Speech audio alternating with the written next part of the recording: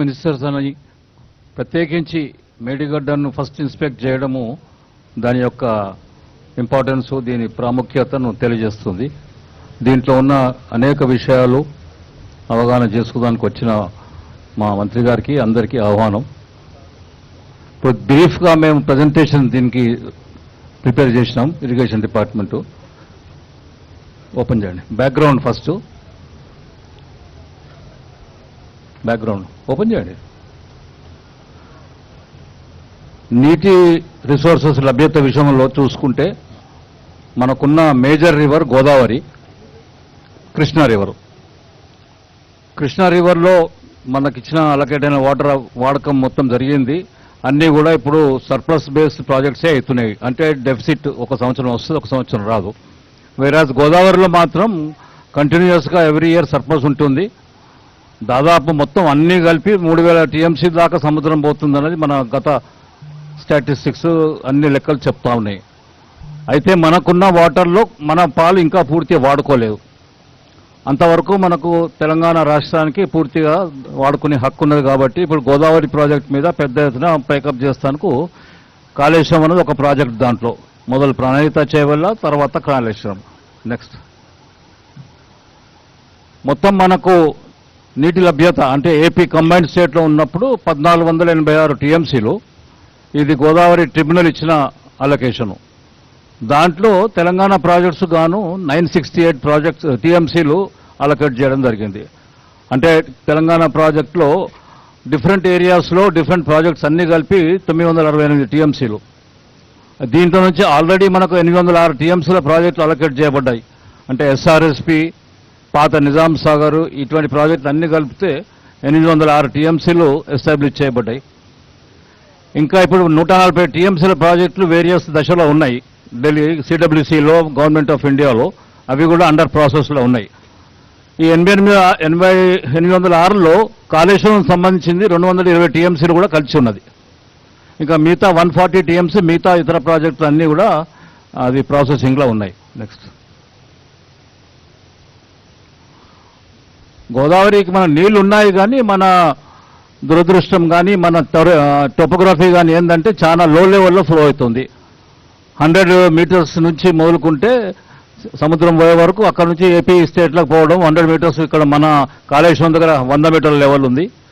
మనం తీసుకుపోవాల్సిన అవసరం ఉన్న వాటర్ లెవెల్ దాదాపు 300 నుంచి 600 మీటర్స్ వరకు ఉన్నది. మొత్తము ల్యాండ్స్ కానీ కావాల్సిన అవసరాలు ఉన్న లెవెల్స్ కానీ 100 metres to 300 metres to 600 metres. So దీంతో మనకు లిఫ్ట్ చేసేది తప్పనిసరి అయిపోయింది. లిఫ్ట్ చేయడమే ఒకటే మార్గము. గ్రావిటీతోని తీసుకునే ఎంత మాత్రం అవకాశం లేకుండా ఇప్పుడు మనకున్న వాటర్ అలొకేషన్ వాడుకోవడానికి లిఫ్ట్ అనేది తప్పనిసరి పరిస్థితి అయిపోయింది. మీద ఉన్న ప్రాజెక్టు కూడా శ్రీరామ్ సాగర్ ప్రాజెక్టు కానీ, నిజాం సాగర్ కానీ, పైన మహారాష్ట్ర రాష్ట్రం వాళ్ళు అనేక బ్యారేజీలు కట్టి, అనేక స్ట్రక్చర్లు కట్టి నీళ్లు కూడా అనుకున్నంత నీళ్లు వస్తలేవు. గత సంవత్సరం, అంతకుముందు సంవత్సరం మంచి వర్షాలు పడ్డప్పుడు మాత్రం నీళ్ళు వచ్చినాయి. లేకపోతే 3-4 ఇయర్స్కి ఒకసారి నీళ్ళు వస్తున్నాయి. గత చరిత్ర చూసుకుంటే 25 ఇయర్స్ నుంచి చూసుకుంటే. సో మనకు అలొకేషన్ ఉన్నప్పటికీ నీళ్లు రాకపోవడం ఒక పెద్ద సమస్య అయిపోయింది. సైమల్టేనియస్గా ఇప్పుడు డ్రింకింగ్ వాటర్ కూడా ఇది పారే ఏరియాస్లో చాలా చోట్ల డ్రింకింగ్ వాటర్ సమస్యలు కూడా వచ్చినాయి. నెక్స్ట్ ఈ బ్యాక్గ్రౌండ్లో కాళేశ్వరం ప్రాజెక్టు ఏ విధంగా ప్లాన్ చేయబడ్డది మీకు ఈ స్లైడ్లో చూడండి. డిఫరెంట్ ఏరియాస్ నుంచి డిఫరెంట్ చోట్ల మల్టిపుల్ లింక్స్ ఇచ్చి కాళేశ్వరం ప్రాజెక్టు ప్లానింగ్ చేయబడ్డది. దాదాపు 7 లింక్స్తోని వేరియస్ ప్రాజెక్ట్స్కు లింక్ చేసుకుంటూ అక్కడ ఆ మధ్యలో వచ్చే ఆయకట్టు అన్ని కవర్ చేసుకుంటూ ఈ విధంగా రూపొందించడం జరిగింది. నెక్స్ట్ లింక్ 1 నుంచి లింక్ 7 వరకు వేరియస్ భాగాలలో విభజించబడ్డది. లక్ష్మీ బ్యారేజ్లో ఎల్లంపల్లి వరకు, ఎల్లంపల్లి నుండి మానేర్ వరకు ఓన్లీ ట్రాన్స్ఫరే, పైప్ లైన్ల ద్వారా లిఫ్ట్ ద్వారా ట్రాన్స్ఫర్ చేయడము. మిడ్ మానేర్ నుంచి అప్పర్ మానేర్కు ఒక లింకు, మిడ్ మానేర్ నుంచి కొండపోచమ్మ మల్లన్న సాగర్కు ఒక లింకు, కొమరెడ్డి మల్లన్న నుంచి సింగూరుకు ఒక లింకు, SRSP బ్యాక్ వాటర్ నుంచి నిజాం సాగర్ ప్రాజెక్టుకు, మరి అక్కడ లోకల్ 27-28 అంటే ఆదిలాబాదు నిర్మల్ సంబంధించిన ఏరియాకు ఒక లింకు. ఇట్లా ఈ విధంగా 7 లింకులలో తీసుకొని 19.63 ఇప్పుడు 19.63 లక్షల ఎకరాలకు దీని కొరకు మొత్తం ప్లాన్ చేయడం జరిగింది.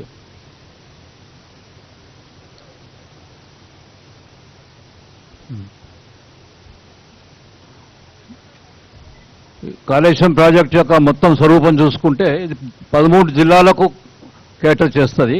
31 కాన్స్టిట్యున్సీలు, 121 మండలాలు, 1698 విలేజెస్. మొత్తము రిజర్వాయర్స్ అంతా వీటి స్టోరేజ్ కెపాసిటీ తీసుకుంటే 141 టీఎంసీలు క్రియేట్ చేయబడ్డాయి. గోదావరి డైవర్షన్ నుంచి ఎల్లంపల్లికి 215 టీఎంసీలు, గ్రౌండ్ వాటర్ 25 టీఎంసీలు, మొత్తం 240. నేను ఇందాక చెప్పినట్టు 240 టీఎంసీకు మనకు క్లియరెన్స్ లభించింది సిడబ్ల్యూసీ నుంచి. దాంట్లో direct flow from river 215, ground water నుంచి 25, రెండు కలిపి 240 టీఎంసీకి ఈ ప్రాజెక్టు హైడ్రాలజీ క్లియరెన్స్ తీసుకోవడం జరిగింది. దాని వాడకం చూస్తే drinking water to twin cities 30 టీఎంసీలు. దీంట్లో ఆల్రెడీ మనం 10 టీఎంసీలు ఎల్లంపల్లి నుంచి తీసుకుంటున్నాము. అది పోనీ 20 టీఎంసీలు ఉంటుంది. ముందు అవసరాలకు 30 టీఎంసీలు, దారిలో ఉండే విలేజెస్కు 10 టీఎంసీలు, ఇండస్ట్రీస్ కానీ 16 టీఎంసీలు. మొత్తం ఈ 56 టీఎంసీలు మొత్తం 240లో పోయింది. మిగతా 184 టీఎంసీలు ఇరిగేషన్ కొరకు అలొకేట్ చేయడం జరిగింది. దీంట్లో ఉన్న మెయిన్ కాంపోనెంట్స్ చూసుకుంటే మీరు 19.60 lakh ఎకర్స్ కొత్త ఆయకట్టు, స్టెబిలైజేషన్ ఆయకట్టు ఇందాక గౌరవ మంత్రులు గారు చెప్పినట్టు 18.82 lakh ఎకర్స్ స్టెబిలైజేషన్ కింద నిర్ధారించబడ్డది. అంటే +1 కలిపింది 2 టీఎంసీ. ఒరిజినల్గా మనం స్టార్ట్ చేసిన ప్రాజెక్ట్ ఇది.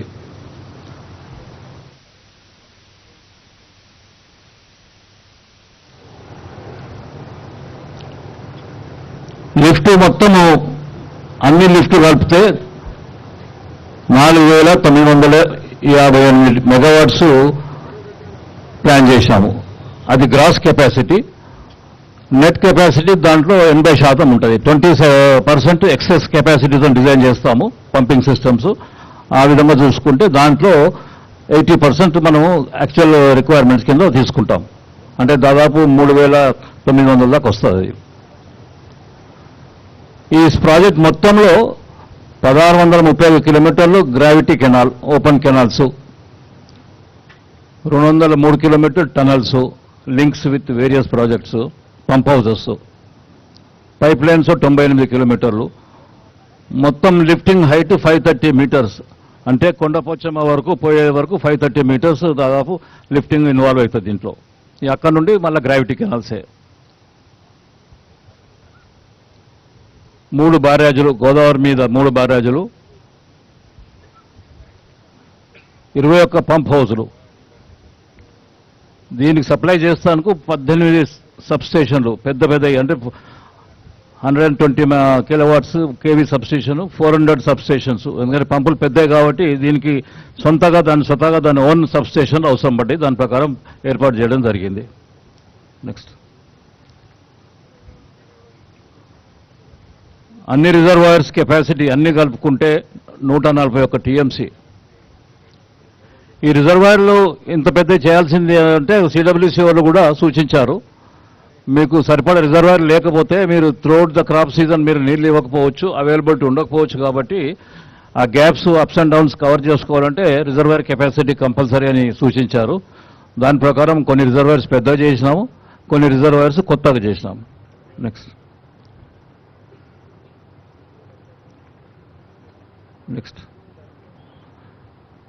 ఈ మొత్తం ప్రాజెక్టు 6 చీఫ్ ఇంజనీర్ల మధ్య విభజించబడ్డది. మొదట chief engineer ENC Venkateswarlu starting, తర్వాత హరిరాము, తర్వాత అజయ్ కుమార్ గారు, మధుసూదన్ రావు నిజామాబాద్లో, శ్రీనివాస్ కామారెడ్డిలో, ఆదిలాబాద్ శ్రీనివాస్.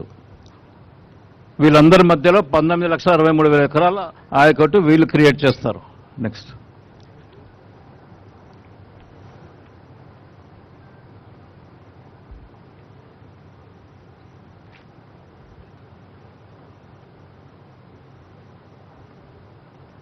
ఇప్పుడు ఎక్కడ మనం కెనాల్స్ కొంచెం ఏర్పాటు చేసినామో అక్కడ ట్యాంక్స్ ఆల్రెడీ కొన్ని కవర్ చేస్తున్నాము. దాదాపు 2143 ట్యాంకులు నింపగలిగినాము గత 2-3 సంవత్సరాల్లో. 1,67,000 ఎకరాల నిజాం సాగర్ ప్రాజెక్టు కవర్ చేయగలిగాము. అంటే స్టెబిలైజేషన్లో ఎస్ఆర్ఎస్పిలో ఉన్న ఆయకట్టు బిలో ఎల్ఎండి కూడా స్టెబిలైజేషన్ కింద కవర్ చేయగలిగినాము. ఇదే మేజర్ స్టెబిలైజేషన్లో ఇప్పుడు వచ్చే మనకు మేజర్ కాంపోనెంట్ ఇదే ఎస్ఆర్ఎస్పి కింద స్టేజ్ 1, స్టేజ్ 2 మరియు నిజాం సాగర్. దాదాపు 17 లక్షల ఎకరాలు ప్రాజెక్ట్స్ ఆ ప్రాజెక్ట్స్ కట్టినాక కూడా దాదాపు 4-5 సంవత్సరాల నుంచి నీళ్లు వర్షాలు తక్కువ ఉన్న కాలంలో అసలు రాకపోయేది. ఇప్పుడు కాళేశ్వరం వచ్చినాక మనకు నీళ్లు సరిపడే నీళ్ళు ఇవ్వగలుగుతున్నాం. వర్షాలు కూడా 2 కలిపి 17 lakh acres అచీవ్మెంట్ అయింది అండర్ ది స్టెబిలైజేషన్. స్టెబిలైజేషనే మోస్ట్ ఆఫ్ ది కాంపోనెంట్స్ అంతే. కొత్త ఆయకట్టు వచ్చి కేవలం 98,000 ఎకరాలు క్రియేట్ చేసినాం మొదట్లో. అది ఫస్ట్ లైన్. అది మన ఎల్ఎండి నుంచి సిద్దిపేట మధ్యలో first packages 10-11 packages beginning packages. ఇప్పుడు అక్కడ డిస్ట్రిబ్యూటివ్ వర్క్స్ నడుస్తున్నాయి. దాంట్లో 98,000 ఎకరాలు ఆయకట్టు క్రియేట్ చేసినాం. నెక్స్ట్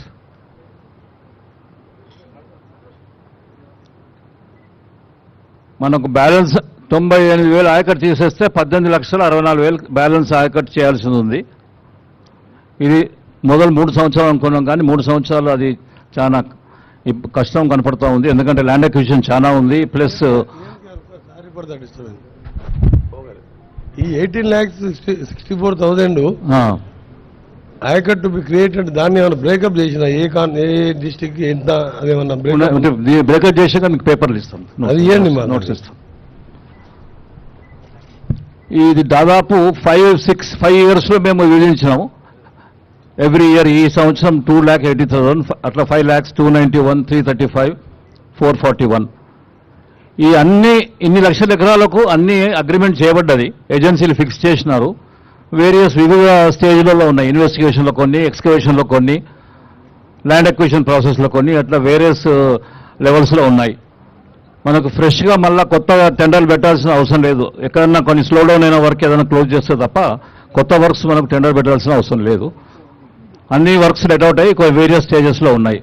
ఇన్వెస్టిగేషన్ మరి ల్యాండ్ అక్విజిషన్ చాలా వరకు ఉన్నది. ల్యాండ్ అక్విజిషన్ ఎక్కడ ల్యాండ్ అక్విజిషన్ అయిందో అక్కడక్కడ కొంచెం వర్క్స్ కూడా నడుస్తూ ఉన్నాయి, ప్రోగ్రెస్లో ఉంది. నెక్స్ట్ ఇది 100% లిఫ్ట్ స్కీమే కాబట్టి పవర్ రిక్వైర్మెంట్ చాలా పెద్ద ఎత్తున కావాల్సి వస్తుంది. మొత్తం ఇందాక చెప్పినట్టు 4,400 ఎకరాలు స్టేజ్ 1కు అంటే 2 TMCకి, తర్వాత 3వ TMC తీసుకుంటే అది 3,400 అవసరం పడుతుంది. 8,450 మెగావాట్స్ అవసరం పడుతుంది మొత్తం కంప్లీట్ 3 TMCతోని. 3rd TMC అనేది సబ్సిక్వెంట్గా టేకప్ చేశారు. మొదట్లో ఫస్ట్ స్టార్టింగ్లో లేకుండే 3 సంవత్సరాల కింద టేకప్ చేశారు. 3rd TMCకి 3,451 మెగావాట్లు అవసరం పడుతుందని డిజైన్ చేయబడ్డది. మొత్తం 8,450, దాని 80% అంటే దాదాపు 6,600 మెగావాట్స్ అన్ని పంప్స్ నడిస్తే అవసరం పడుతుంది. ఈ అన్ని పంప్స్ కూడా సైమల్టేనియస్గా అవసరం బట్టి తప్ప ఎక్కువ డిఫరెంట్ ఏరియాస్లో డిఫరెంట్ టైంలలో వాడుకునేటట్టు. బట్ అన్నిటికీ పంప్ సిస్టమ్ కంపల్సరీ కాబట్టి పంప్ సిస్టమ్ క్రియేట్ చేయడం జరిగింది.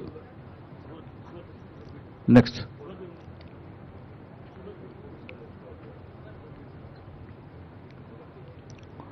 1920 నుంచి ఫస్ట్ పంపులు స్టార్ట్ చేయడం జరిగింది. మనం లిఫ్ట్ అప్పుడే 1920లో స్టార్ట్ చేసినాము. దాంట్లో ఫస్ట్ ఇయర్ 6 TMC లిఫ్ట్ చేసినాం. 2వ సంవత్సరం 13 TMC లిఫ్ట్ చేసినాం. 3వ సంవత్సరం 18 TMC లిఫ్ట్ చేసినాం. 21-22లో 7.5 TMC లిఫ్ట్ చేసినాం. ఈ సంవత్సరం 4.5 TMC లిఫ్ట్ చేసినాం. అంటే ఫస్ట్ పాయింట్. ఆ తర్వాత డిఫరెంట్ పాయింట్స్లో అదే వాటర్ను మళ్ళీ లిఫ్ట్ చేసుకుంటూ చివరి దాకా తీసుకుపోయినాం. ఎక్కడెక్కడ అవసరం ఉంటే అక్కడ చేసుకోవడం జరిగింది. లిఫ్ట్ చేసిన వాటర్ మనం చూసుకుంటే ఫస్ట్ పాయింట్లో 50 TMCలు ఇంతవరకు. దాని తర్వాత సెకండ్ పాయింట్ 46 TMCలు, 41 TMCలు, 18 TMCలు, అట్లా వివిధ పాయింట్ల కాడ ఎక్కడ మధ్యలో అవసరాలు పోకుండా అక్కడ మిగిలిన వాటర్ను ఫర్దర్గా తీసుకోవడం జరిగింది. వీటి అన్నిటి టోటల్ ఎనర్జీ కన్జంప్షన్ చూసుకుంటే 6,918 మిలియన్ యూనిట్స్, అంటే 6,691 కోటి యూనిట్లు. ఇంతవరకు మనం ఎనర్జీ దీన్ని వాడుకున్నాము మన సిస్టమ్ మొత్తంలో. నెక్స్ట్.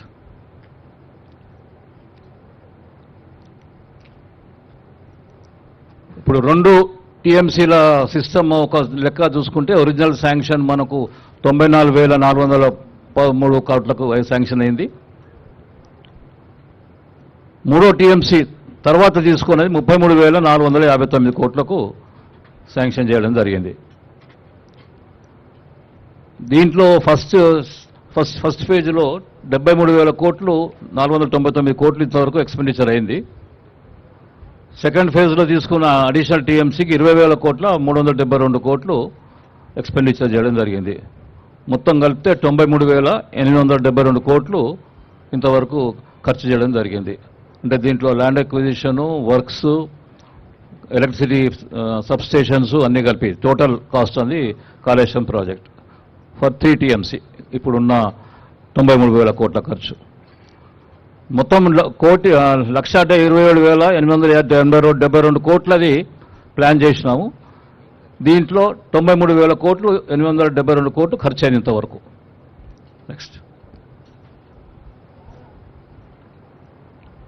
అయితే ఇంత పెద్ద ఎత్తున డబ్బు మనము ఫైనాన్షియల్ ఇన్స్టిట్యూషన్స్ నుంచి, బ్యాంక్స్ నుంచి తీసుకోవడం జరిగింది. గవర్నమెంట్ కాక వేరియస్ బ్యాంక్స్ నుంచి డీటెయిల్స్ చూసుకుంటే మీరు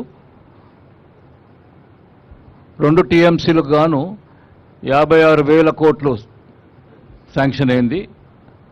దీంట్లో ఇంట్రెస్ట్ డ్యూరింగ్ కన్స్ట్రక్షన్ కాంపోనెంట్ అది కాక అది ఇంట్రెస్ట్ డ్యూరింగ్ కాంపోనెంట్ చూస్తున్న 47,000 కోట్లు. దీంట్లో మనం వాడుకున్నది 53,000 కోట్లు ఇంతవరకు 56,000. దానికి సంబంధించిన ఐడిసి 44,000 కోట్లు. ఇంకా బ్యాలెన్స్ మనకు అవైలబుల్ ఉన్నది 3,222 కోట్లు. ప్రిన్సిపల్ కూడా పేమెంట్ స్టార్ట్ అయింది. అగ్రిమెంట్ ప్రకారం ప్రిన్సిపల్ కూడా 3వ సంవత్సరం నుంచి పేమెంట్ స్టార్ట్ అయింది. 4,657 కోట్లు ఇంతవరకు ప్రిన్సిపల్ ఇవ్వడం జరిగింది. Interest part 48,000, balance to be paid 48,000 balance pay చేయాల్సింది ఉన్నది. దీనికి ఇంట్రెస్ట్ ఇవ్వలేదు. నెక్స్ట్.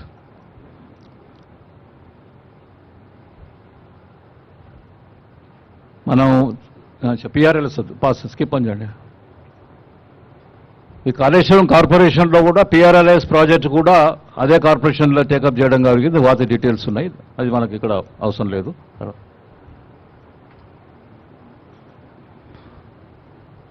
ఇది ఓవరాల్గా మనకు ల్యాండ్ రిక్వైర్మెంట్ చూస్తే 97,417 ఎకరాలు ఉన్నది. అది ఇంకా ఫైనల్ ఫిగర్స్ కొంచెం మారుతాయి.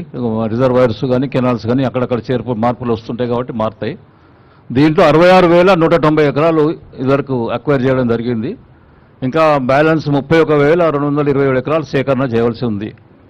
ఈ బ్యాలెన్స్ వాటికి కానీ రిక్వైర్మెంట్ మనకు డబ్బుల రిక్వైర్మెంట్ 5,438 ఎకరాలు ఈ రోజున్న రేట్లతో.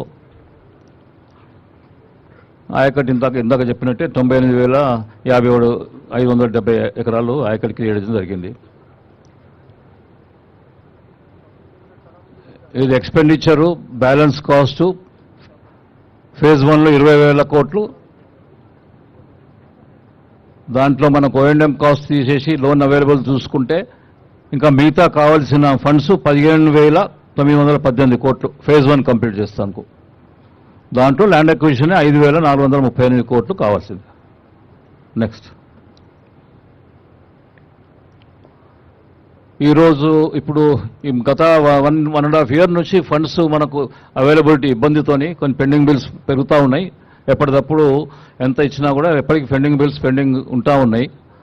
దాంట్లో total pending bills as on today 3,192 కోట్లు కాళేశ్వరం సంబంధించి. నెక్స్ట్.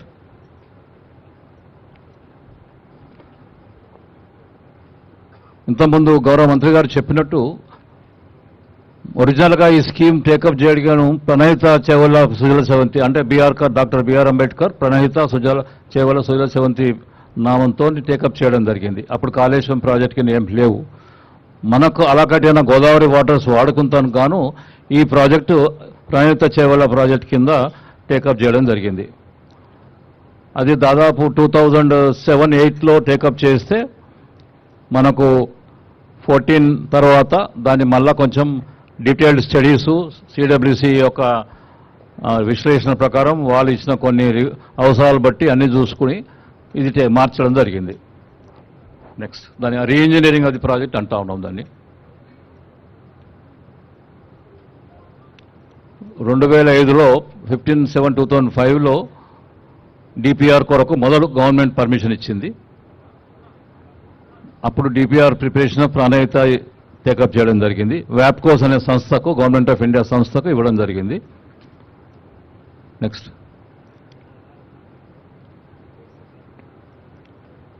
ఇది 160 టీఎంసీలకు అక్కడ నుండి ప్రణాళిక రివర్ నుండి తీసుకోవడం కోసం ప్లాన్ చేయడం జరిగింది. ఎఫ్ఆర్ఎల్ దాని పూర్తి లెవెల్ 152 మీటర్లని నిర్ధారించి ఈ స్కీమ్ రూపొందించడం జరిగింది. మొదట్లో ఇది తంబిడియట్టి అనే పాయింట్ కాడ మహారాష్ట్రను తెలంగాణ ఇద్దరి మధ్యలో 2 సైడ్స్, ఒక సైడ్ మహారాష్ట్ర, ఒక సైడ్ తెలంగాణ, తంబిడియట్టి అనే ఊరు దగ్గర ప్రపోజ్ చేయండి. అక్కడ 2 నదులు కలుస్తాయి, వారదావన వేణుగంగా. ఆ కలిసిన తర్వాత ఈ బ్యారేజ్ ప్రపోజల్ చేయడం జరిగింది.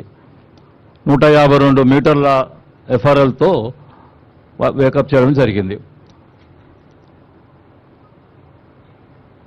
దీంట్లో మనకు కావాల్సిన నీళ్ళ అలొకేషన్ అప్పుడు కూడా ఇంతే ఉంది.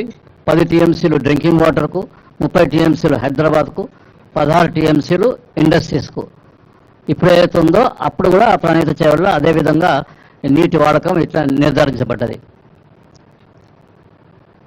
నెక్స్ట్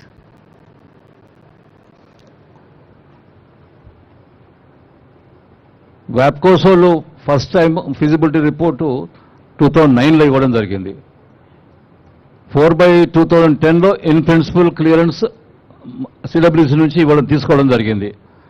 దాని మీద డిపిఆర్ సిడబ్ల్యూసీకి 40,300 కోట్లకు ఫస్ట్ టైం అప్పుడు సబ్మిట్ చేసినాము. 2014 వరకు అప్పుడు మనకు శాంక్షన్స్ మొత్తం పూర్తి రాకపోయినా స్టార్ట్ చేసి వర్క్స్ కొన్ని టేకప్ చేయడం జరిగింది. కొన్ని ల్యాండ్ ఎక్విజిషన్స్, కొన్ని వర్క్స్ చేసి దాదాపు 6,150 కోట్లు అప్పుడు ఖర్చు చేయడం జరిగింది. ఆ తర్వాత మళ్ళా అదే వర్క్స్ మీద 14 నుంచి 16 వరకు 5,500 కోట్లు ఖర్చు చేయడం జరిగింది. అంటే మొత్తం 11,679 కోట్లు ఒరిజినల్ ప్రణాళిక ప్రాజెక్ట్ పేరు మీద టేకప్ చేసిన వర్క్స్కు ఎక్స్పెండిచర్ ఇంత చేయడం జరిగింది. అప్పుడు అనుకున్న జిల్లాలు ఆదిలాబాదు, కరీంనగర్, నిజామాబాదు, మెదక్, నల్గొండ, వరంగల్. దీని కింద 16.4 లక్షల ఎకరాల కోసం నిర్ధారించడం జరిగింది. అప్పుడు స్టెబిలైజేషన్ అనే కాన్సెప్ట్ దీంట్లో లేదు, ప్రణాళిక చేవల ప్రాజెక్టులో. అప్పుడు పవర్ రిక్వైర్మెంట్స్ దీనికి 3,466 మెగావాట్స్. అప్పుడు అంటే దాంట్లో కూడా లిఫ్ట్స్, వేరియస్ స్టేజెస్ లిఫ్ట్స్ ఉండే. ఆ లిఫ్ట్స్ గాను 3,466 మెగావాట్స్తోని రూపొందించడం జరిగింది. దీనికోసం పబ్లిక్ హియరింగ్స్, ఈ డిపిఆర్ అప్రూవల్ స్టేజ్ ఒకటి పబ్లిక్ హియరింగ్స్ కూడా చేయడం జరిగింది 7 జిల్లాలలో. మహారాష్ట్రలో చేయలేకపోవడం జరిగింది, ఎందుకంటే మహారాష్ట్ర వాళ్ళు చాలా తీవ్రంగా మనం అబ్జెక్ట్ చేస్తూ ఉన్నారు అప్పటి నుండి కూడా. వాళ్ళ రాష్ట్రంలో మునుక ఎక్కువ ఉన్నది, అది వాళ్ళకు ఒప్పుకోమని చెప్పి పబ్లిక్ హియరింగ్ కూడా వాళ్ళు అప్పుడు అలౌ చేయలేదు. నెక్స్ట్ ఈ ప్రణాళిక చేవలలో మనం ఎదురైన మనకు కొన్ని సమస్యలు మేము ఇక్కడ పెట్టాము. ఈ హెడ్ వర్క్స్ ఒక సైడ్ మహారాష్ట్ర ఉన్నది, ఈ మహారాష్ట్ర నుంచి ఇంటర్స్టేట్ ప్రాజెక్ట్ కింద ఇది టేకప్ చేయడం జరిగింది. ఈ ఇంటర్స్టేట్ ప్రాజెక్ట్ కోసము మహారాష్ట్ర చాలా తీవ్రంగా వాళ్ళ అభ్యంతరాలు వ్యక్తం చేసినారు. మెయిన్గా ఎఫ్ఆర్ఎల్ 152 మీద, ఎందుకంటే 152 పెట్టుకుంటే దాదాపు 3,786 ఎకరాల భూమి మహారాష్ట్రలో మున్కకు గురవుతుంది. అయితే అప్పటి ముఖ్యమంత్రి గారు ఫడ్నవీస్ గారు, వాళ్ళ పార్టీ వాళ్ళు కూడా చాలా స్ట్రాంగ్గా అపోజ్ చేశారు దీనికి. వాళ్ళ సబ్మర్జెన్స్ను ఎంత సబ్మర్జెన్స్తో వాళ్ళు ఒప్పుకోవడం, రెడ్యూస్ చేయమన్నారు. 148 రెడ్యూస్ చేస్తే 3,786 నుంచి దాదాపు కేవలం ఒక 400 ఎకరాల వరకే సబ్మర్జెన్స్ వస్తుండే. ఒకవేళ 148కి రెడ్యూస్ చేస్తే అది వాళ్ళ కండిషన్ పెట్టారు.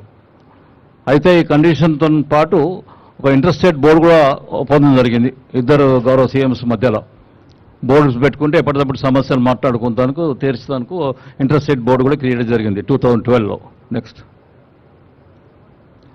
3 అంచెల కమిటీ కూడా ఏర్పాటు చేయడం జరిగింది. చీఫ్ ఇంజనీర్సు, సెక్రటరీసు, ఆ పైన ముఖ్యమంత్రులు, 3 లెవెల్స్ కమిటీ ఇది.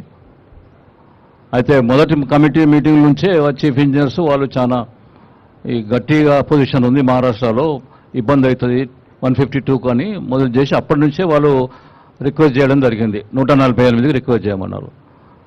చీఫ్ ఇంజనీర్స్ మధ్యలో 2 సార్లు మీటింగ్ జరిగింది, హైదరాబాద్లో, నాగ్పూర్లో. బట్ ఒప్పందం అనేది ఏమీ అటువైపు ఏం తీసుకోపోలేకపోయినాం. నెక్స్ట్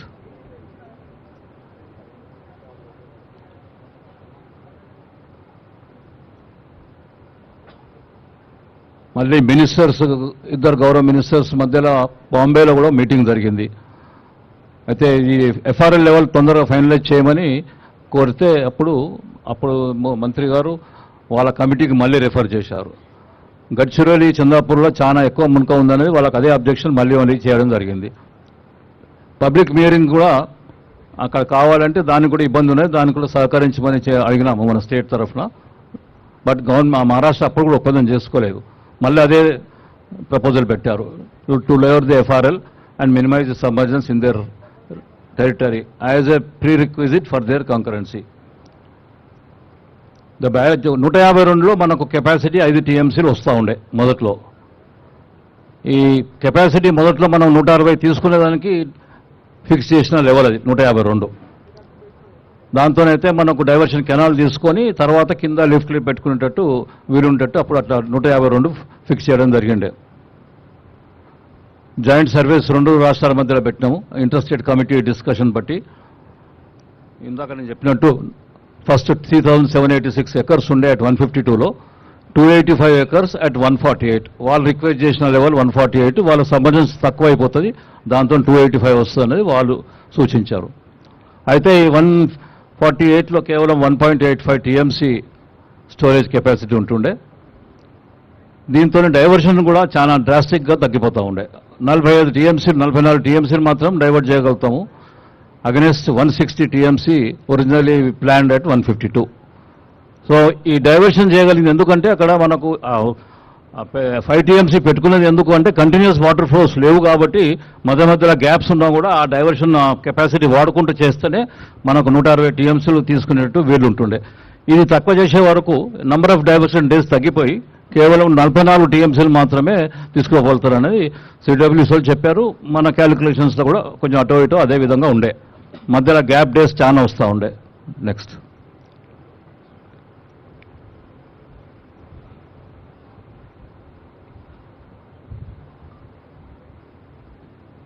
ఈ మీటింగ్ తర్వాత మళ్ళీ హైదరాబాద్లో కూడా మళ్ళీ మీటింగ్ పెట్టడం జరిగింది. అదే రిక్వెస్ట్ మహారాష్ట్ర మళ్ళీ చెప్పడం జరిగింది. ఎంత ప్రయత్నాలు చేసినప్పటికీ మ్యూచువల్గా ఒప్పుకోవడం అనేది సాధించలేకపోయినాం. అప్పుడు ఆ 152కు మహారాష్ట్ర ససేమేరే అన్నారు. ఎన్నిసార్లు చెప్పినా అదే రిక్వెస్ట్. పొలిటికల్ అపోజిషన్ చాలా ఉండే ఆ ఏరియాలో, కొద్దిగా బీజేపీ వాళ్ళు కొద్దిగా స్ట్రాంగ్ పాకెట్స్ ఉన్నాయి, వాళ్ళు అసలు ఒప్పుకోలేదన్నారు. మా ముఖ్యమంత్రి గారు అదే చెప్పారు. తర్వాత సబ్సిక్వెంట్గా ఫడ్నవీస్ గారు ఆ ఏరియాలో నేనేం చేయలేనని కూడా ఆయన పదే అదే చెప్పడం జరిగింది. నెక్స్ట్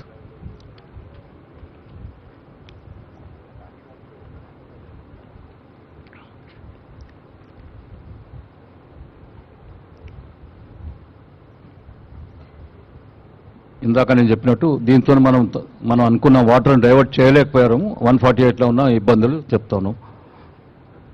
నెక్స్ట్ చివరికి 17th ఫిబ్రవరి 2015లో మొదటిసారి ముఖ్యమంత్రులు ఇద్దరు మీటింగ్ చేయడం జరిగింది. అప్పుడు మహారాష్ట్ర గౌరవ ముఖ్యమంత్రి గారు కూడా అక్కడ పబ్లిక్ అన్రెస్ట్ చేయబట్టి 148 తప్పనిసరి చేయాల్సిందేనని, అది చేస్తే మిగతా వాళ్ళకి ఏం అబ్జెక్షన్ లేదని చెప్పారు. అప్పుడు గౌరవ ముఖ్యమంత్రి తెలంగాణ అప్పుడు మొత్తం డీటెయిల్స్ సర్వే చేయిస్తామని ఒప్పుకోవడం జరిగింది. ఎంత వీలైతే అంత సబ్మర్జెన్స్ తక్కువ చేస్తాం మహారాష్ట్రలో అని ఫస్ట్ మీటింగ్లో అది యొక్క ఒప్పందంతో డిసిషన్ తీసుకున్నారు.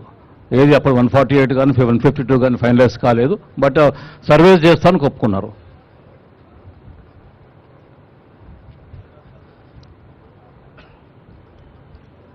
నీటి అవైలబిలిటీ గురించి సిడబ్ల్యూసీ వాళ్ళు చెప్పిన లెక్కల ప్రకారం 165 టీఎంసీలు 78% డిపెండబిలిటీతో ఉంటుంది అని చెప్పారు. కానీ దాంట్లో కూడా 63 టీఎంసీలు పైన వాడుకొని వాటర్ ఉన్నది. పైన ప్రాజెక్ట్స్ అంటే ఛత్తీస్గఢ్ మెయిన్లీ వాళ్ళు ఇంకా వాడకంలోకి రాని వాటర్ ఉంటుంది కాబట్టి అది కలుపుకుంటేనే 165 టీఎంసీలు ఉంటుంది అన్నారు.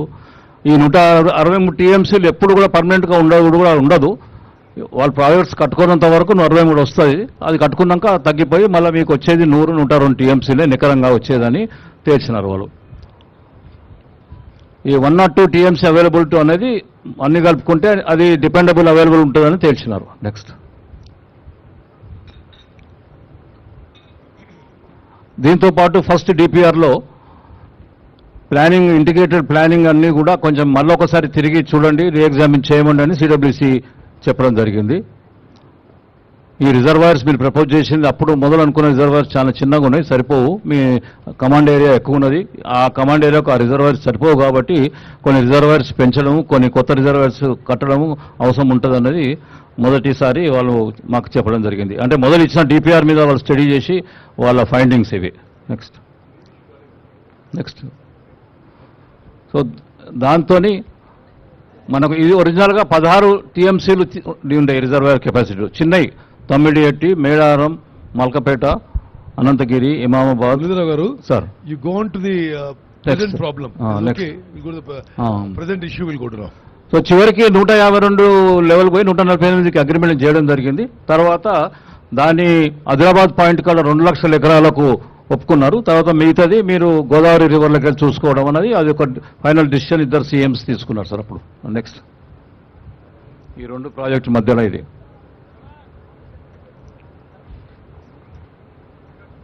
Next Kaleshwaram detail project report వాళ్ళ సూచనల ప్రకారం 2017లో సబ్మిట్ చేయడం జరిగింది. వేరియస్ క్లియరెన్సెస్, దాదాపు 18 క్లియరెన్సెస్ అన్ని డైరెక్టరేట్స్ నుంచి తీసుకోవడం జరిగింది. Technical advisor committee, that is the highest body in CWC and government of India, ministry of water రిసోర్స్లో, అది 6/6/2018లో క్లియరెన్స్ ఇచ్చారు కాళేశ్వరం ప్రాజెక్టుకు. నెక్స్ట్ ఇక దాంట్లో పవర్ రిక్వైర్మెంట్స్ క్యాలిక్యులేట్ చేసుకుంటే ఇందాక చెప్పిన దాంట్లో 4,959 2 టీఎంసీ పర్ డే చొప్పున అంత అవసరం పడుతుందని క్యాలిక్యులేట్ చేయడం జరిగింది. నెక్స్ట్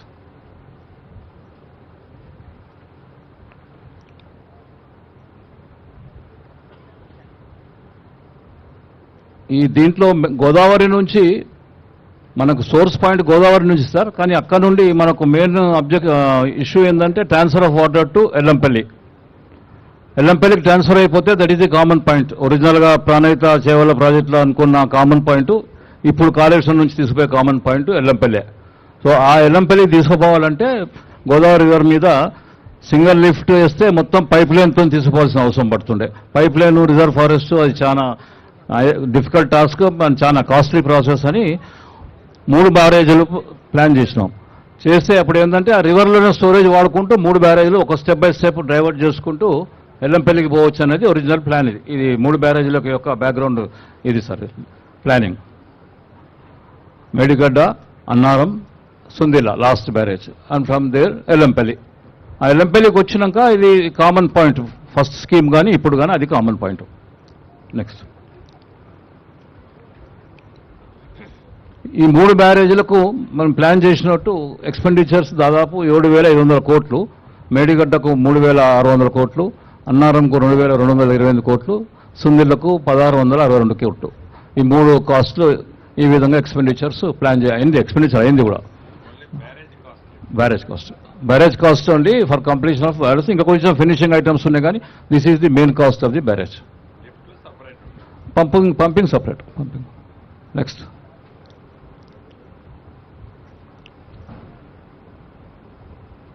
ఈ Medigadda barrage different features sir. 2110 వరకు అంతకుముందు మేడిగడ్డ బ్యారేజ్ దాదాపు 3 years కంటిన్యూస్గా వాడినాం సార్. 2019-20లో ఫస్ట్ టైం వాడినాం. 2021, 21-22, 22-23. 22-23లో హైయెస్ట్ ఫ్లడ్ కూడా ఫేస్ అయింది. దాదాపు 28 లక్షల క్యూసెక్స్ అది బ్యారేజ్ రిసీవ్ చేసుకున్నది. మన designed flood, maximum design flood వచ్చేసింది ఫస్ట్ సెకండ్ ఇయర్లోనే.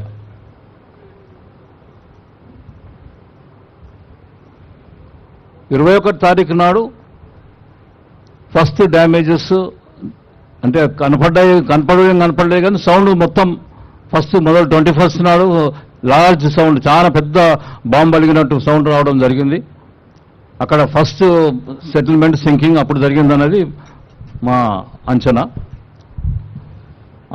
చేసినప్పుడు 20 పియర్ మధ్యలో ఉన్న పియర్ మెయిన్ సింక్ సెటిల్ అయింది.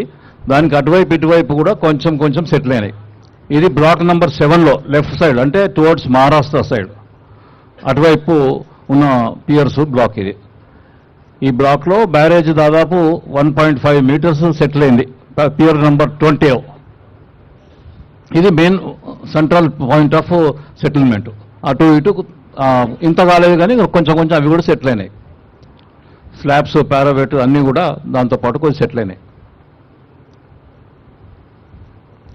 ఇమ్మీడియట్గా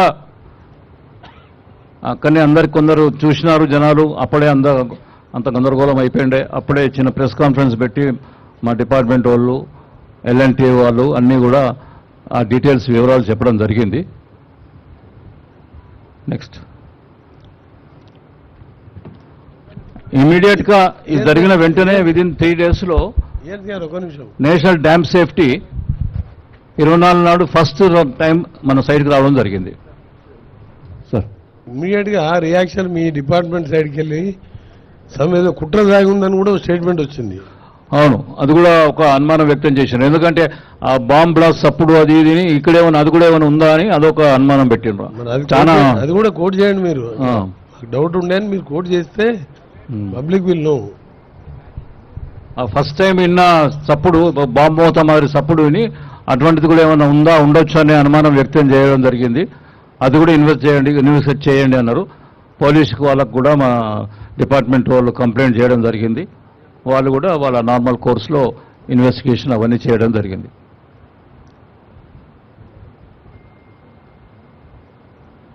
ట్వంటీ 24th నాడు నేషనల్ డ్యామ్ సేఫ్టీ ఆర్గనైజేషన్ వాళ్ళు ఫస్ట్ టైం వచ్చారు. వాళ్ళు ఎగ్జామినేషన్ కొరకు వాళ్ళంతా వచ్చి ఇక్కడ హైదరాబాద్లో అంతా కూడా డిస్కషన్ జరిపి అన్ని ఫస్ట్ హ్యాండ్ చూసుకొని వాళ్ళు ఏమి డీటెయిల్గా ఏం చెప్పలేదు, కానీ ఆబ్వియస్లీగా ఏదో ఫౌండేషన్స్ ప్రాబ్లం ఉండొచ్చు అన్నట్టు ఎక్స్ప్రెస్ చేసినారు.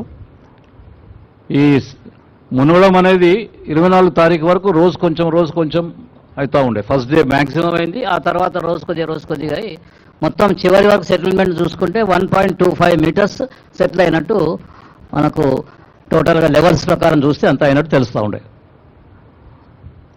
నేషనల్ డ్యామ్ సేఫ్టీ ఒక కమిటీ హెడ్ మాకు అశ్విన్ పాండ్యా అని చైర్మన్ గారు, ఇంతకుముందు CWCలో, ఆయన ఇప్పుడు డ్యామ్ సేఫ్టీ రివ్యూకు చైర్మన్. ఆయన కూడా వచ్చాడు సబ్సిక్వెంట్గా 28వ తారీఖు నాడు. నెక్స్ట్, ఇవి కుంగిన 3 పియర్స్ యొక్క డీటెయిల్స్. 3 పియర్స్లో రకరకాల లెవెల్లో కుంగినాయి అన్నట్టు. మెయిన్గా 20 పియర్ మ్యాక్సిమం, మిగతా అన్ని 0.2, 0.3 ఆ విధంగా కుంగినాయి. ఒక పియర్ మాత్రం 1.25 మీటర్స్ కుంగింది. నెక్స్ట్, ఆ గేట్స్ కూడా ఆ 3 పియర్స్ వెంట్స్ మధ్యలో అంతా జామ్ అయిపోయినాయి. ఆ పియర్స్ క్రాక్ ఇచ్చి కుంగడం వల్ల ఆ గేట్ పక్కన కూడా కొన్ని ఫొటోస్. నెక్స్ట్, కమిటీ డీటెయిల్స్ కొన్ని డేటా అడిగినారు. ఆ డేటాకు జవాబులు ఇవ్వడం జరిగింది డిపార్ట్మెంట్ వాళ్ళకు. నెక్స్ట్,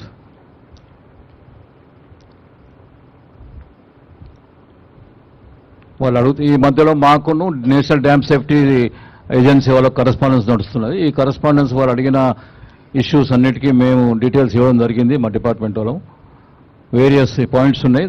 ఇప్పుడు అన్నిటికీ మేము డేటా ఇచ్చినాము. ఇంకా వాళ్ళ వెరిఫికేషన్లో వాళ్ళ కొన్ని ఇనీషియల్ నిర్ధారించిన తప్ప ఇంకా ఫైనల్ ఏమీ డీటెయిల్ కాలే. దాని కొరకు ఫర్దర్ స్టడీస్ కూడా చేయమన్నారు. అది కూడా ఫర్దర్ స్టడీస్ ఇప్పుడు చేయడం జరుగుతుంది. నెక్స్ట్,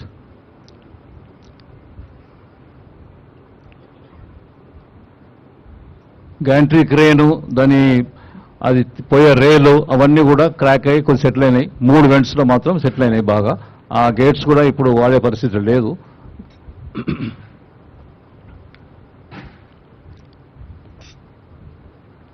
కమిటీ వాళ్ళు చెప్పిన పాయింట్స్కి ఇవన్నిటికీ మా వాళ్ళు డేటా తయారు చేసి వాళ్ళకి ఇవ్వడం జరిగింది ప్యానెల్కు, డ్యామ్ సేఫ్టీ ప్యానెల్కు. నెక్స్ట్,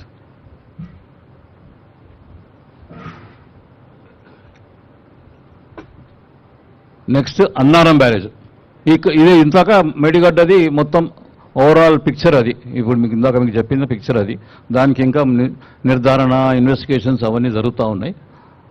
ప్రైవేట్ ఏజెన్సీస్ పిలిచి అండర్ గ్రౌండ్ ఫౌండేషన్ కింద స్టడీస్ చేస్తున్నారు, మొదలుపెట్టినారు. నిన్ననే మొదలుపెట్టినారు. నిన్న స్టార్ట్ అయిందా వెంకటేశ్వర్లు? నిన్న స్టార్ట్ అయింది. వాళ్ళు ఒక 10-12 డేస్ మ్యాక్సిమం 2 వీక్స్ అడుగుతున్నారు. మొత్తము అండర్ గ్రౌండ్ ఫౌండేషన్ కింద ఏం జరిగిందనేది వాళ్ళ స్టడీ బట్టి రిపోర్ట్ ఇస్తాను. అన్నారం బ్యారేజ్ కింద కూడా సీపేజ్ బాగా రావడం జరిగింది. అందరూ నోటీస్ చేసినారు. అయితే 3-4 చోట్ల సీపేజెస్ బాగా కనపడ్డాయి స్లాబ్ కింద. దాని కొరకు టెంపరీగా గ్రౌటింగ్ కూడా చేయాల్సిన అవసరం ఉందని గుర్తించడం జరిగింది. దానికి నీళ్లు తక్కువ చేయడం జరిగింది. అన్నారం బ్యారేజ్లో, సిమిలర్గా సుందేల బ్యారేజ్లో, ఇవన్నిట్లో కూడా తక్కువ చేసి కానీ ఆ గ్రౌటింగ్ చేస్తే మనకు మళ్ళీ దాన్ని నీళ్లు నింపేటట్టు పరిస్థితి వస్తుందని ఇప్పుడు ఈ సంవత్సరం టేకప్ చేయడం అది కూడా ప్లాన్ చేసుకున్నాం. అది కూడా స్టార్ట్ అయింది గ్రౌటింగ్ వరకు. అది ఒక 1 మంత్లో అయిపోతాయి 2 బ్యారేజెస్ గ్రౌటింగ్ అయినాక కింద డిస్టర్బ్ అయిన బ్లాక్స్ అవన్నీ కూడా మళ్ళీ సరిచేసి మళ్ళీ వాటర్ నింపే కార్యక్రమం మొదలు పెడతాం. ఆ ఏజెన్సీస్ వాళ్ళు, దానికి సంబంధించిన ఏజెన్సీస్ ఉన్నారు వాళ్ళు ఇక్కడనే, వాళ్ళ దాంట్లోనే టేకప్ చేస్తున్నారు. వాళ్ళు కూడా ముందుకు వచ్చి మొత్తం టేకప్ చేస్తామన్నారు. నెక్స్ట్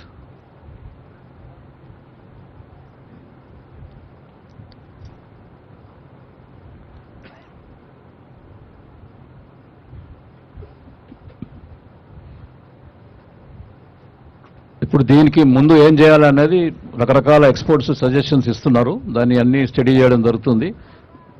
ఇమ్మీడియట్గా మొదలు చేయాల్సిన పని, తర్వాత నెక్స్ట్ ఏం చేయాల్సిన పని అనేది స్టెప్ బై స్టెప్ ప్రిపేర్ చేస్తున్నాము.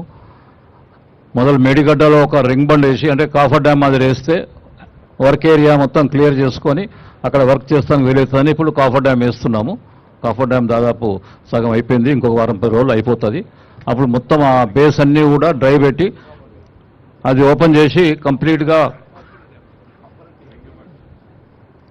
ఇది టేకప్ చేస్తే కానీ మనకు మొత్తం ఓపెన్ చేయాల్సిన అవసరం ఉన్నది. 3 స్లాబులు మొత్తం తీయాల్సిన అవసరం ఉన్నది. పియర్లు కూడా తీయాల్సిన అవసరం ఉన్నది. ఆ 3 తీయాలంటే డిస్మాంట్లింగే ఎక్కువ టైం పడుతున్నది. కన్స్ట్రక్షన్ కంటే ఎక్కువ డిస్మాంట్లింగ్ చాలా, ఎందుకంటే చాలా రిచ్ కాంక్రీటు, పెద్ద కాంక్రీటు, దాదాపు 2 మీటర్స్ వెడల్పున్న పియర్స్ కాబట్టి వాటిని డిస్మాంట్లింగ్ చేయడం చాలా శ్రమతోని, టైంతో కూడుకున్న పని.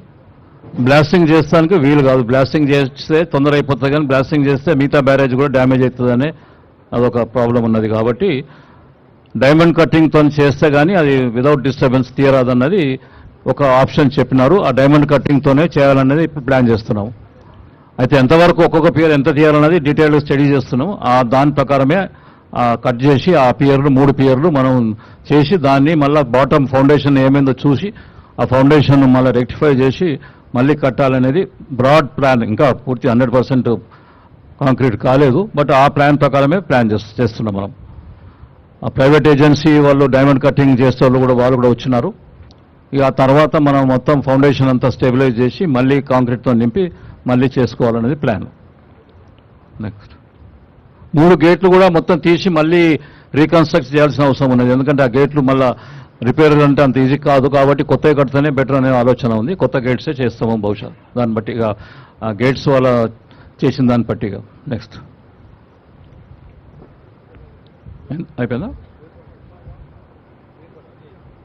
ఇదే కదా వాళ్ళ ఎక్స్పర్ట్ కమిటీ ప్రకారమే ఇప్పుడు ఈ నేను చెప్పిన పాయింట్స్ అని ఎక్స్పర్ట్ కమిటీ చెప్పిన దాని ప్రకారమే చెప్పినాము. నెక్స్ట్